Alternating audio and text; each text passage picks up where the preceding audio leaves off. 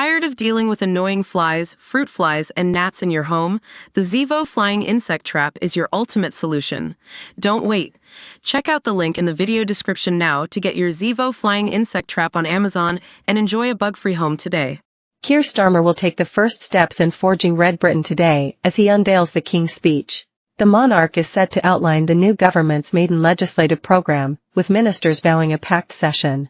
A blizzard of more than 35 bills is expected in the speech around 11:30 a.m., including a major overhaul of the planning system, renationalising the railways, a net zero push, and bringing channel smuggling gangs under terror laws. However, Labour is already facing a backlash over weakening protections for the Green Belt and stripping communities of rights to object to construction.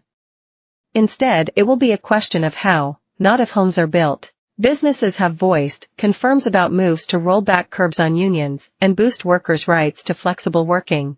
Sir Keir has also confirmed that the Rwanda deportation scheme is being axed, despite signs it was already having a deterrent effect. The Prime Minister has pledged to take the brakes off Britain with a string of growth-boosting measures to be unveiled in today's speech.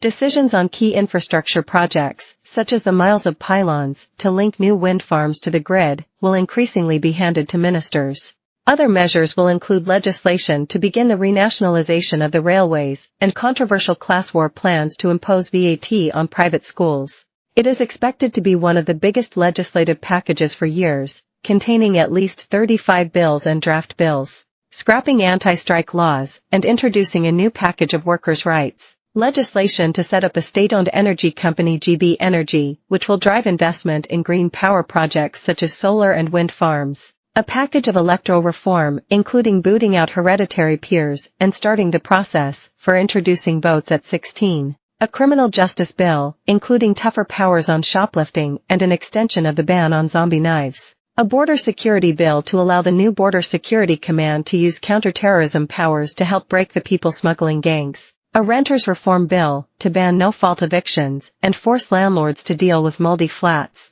The revival of Rishi Sunak's plan to prevent anyone born after 2009 from ever buying cigarettes. Speaking ahead of today's state opening of Parliament, the PM said, "Now is the time to take the brakes off Britain. For too long people have been held back, their paths determined by where they came from, not their talents and hard work.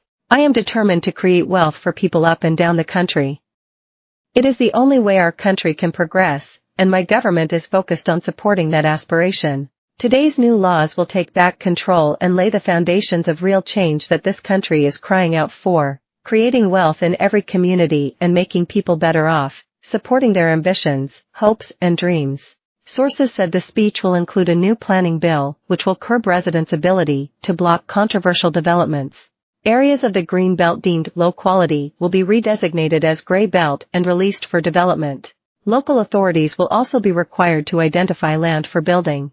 Government sources said the package will reflect Labour's manifesto pledge to kickstart the economy and generate the highest growth in the G7 by the end of this Parliament. But the scale of the challenge was underlined yesterday when the International Monetary Fund left its UK growth forecast unchanged, predicting growth of 1.5% next year. Economist Dennis Shen, of Scope Ratings, said the government would need a growth miracle to avoid having to either raise taxes or cut spending.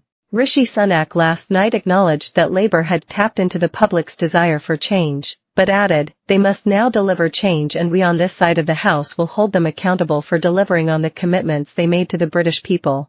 The Tory leader added that his party would hold the government to its promise not to raise taxes, adding, "They can't now claim that things are worse than they thought and renege on these pledges." Ministers were tight-lipped about the precise detail of the planning changes ahead of today's speech, which will be delivered by King Charles this morning. But a government source said the bill